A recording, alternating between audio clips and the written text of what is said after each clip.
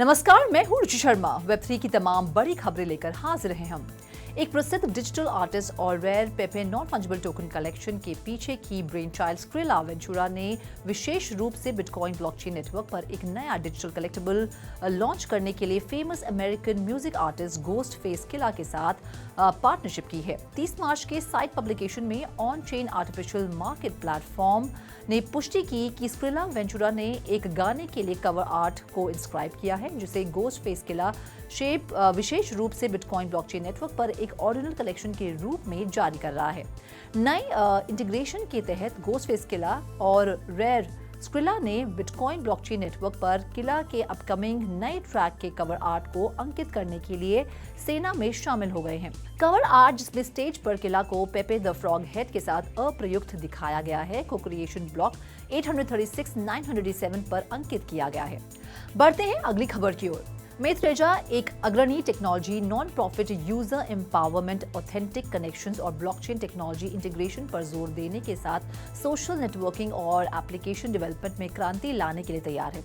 इसकी पहल के केंद्र में Mate.me है, जो एक अग्रणी सोशल नेटवर्क प्लेटफॉर्म है जिसमें मोबाइल एप्लीकेशन का एक डायनेमिक सूट शामिल है, जो ब्लॉकचेन सिक्योर्ड इकोसिस्टम के भीतर जेन्युइन इंटरैक्शंस, म्यूचुअल रिस्पेक्ट और सिक्योर ट्रांजैक्शंस को बढ़ावा देने के लिए डिजाइन किया गया है। मेथरेजा का प्रमुख प्लेटफॉर्म Mate.me यूजर्स को उनकी एल्गोरिथम प्रेफरेंसेस को अनुकूलित करने की क्षमता प्रदान करने वाला पहला नेटवर्क है, जिसमें सोशल इंटरैक्शंस की ऑथेंटिसिटी और रेलेवेंस बढ़ता है।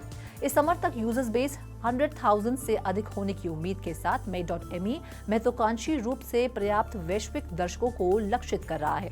निरंतर विकास और स्थिरता सुनिश्चित करने के लिए एक सब्सक्रिप्शन मॉडल के साथ प्लेटफॉर्म मुफ्त में उपलब्ध है। अप्रैल में मेट टोकन के साथ क्रिएटर्स को पुरस्कृत करने के लिए एक इनोवेटिव एयरड्रॉप प्रोग्राम भी निर्धारित किया गया है, जो हाई क्वालिटी कंटेंट क्रिएशन को प्रोत्साहित करेगा।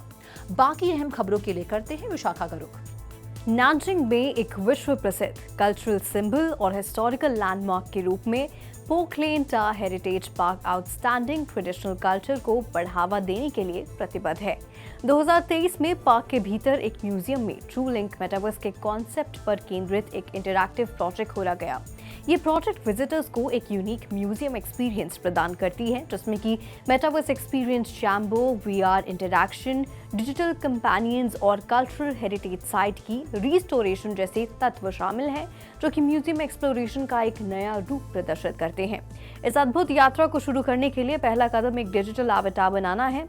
आगंतुक बस इंस्टॉलेशन में कदम रखते हैं और लगभग 1 से 2 मिनट के बाद वे पोखलेन टा साइट की वर्चुअल वर्ल्ड के भीतर अपनी स्क्रीन पर अपने वर्चुअल एवटार्स को प्रदर्शित होते हुए देख सकते हैं। स्क्रीन पर एक QR कोड को स्कैन करके विजिटर्स एक साथ व्यक्तिगत रूप से वेन्यू का पता लगा सकते हैं और अपने मोबाइल फोन के साथ वर्चुअल वर्ल्ड में घूम भी सकते हैं। बढ़ते हैं अगली खबर की ओर। टेदर USDT स्टेबल कॉइन के पीछे की कंपनी टेदर ने 31 मार्च को $618 मिलियन मूल्य के 8,888 बिटकॉइन का अधिग्रहण किया। अधिग्रहण के बाद ऑन चेन डेटा के अनुसार टेदर के वॉलेट में अब 75,354 बिटकॉइन है, जिन्हें $30,305 की एवरेज प्राइस पर खरीदा गया था, जिसकी कीमत लगभग $5.2 बिलियन थी।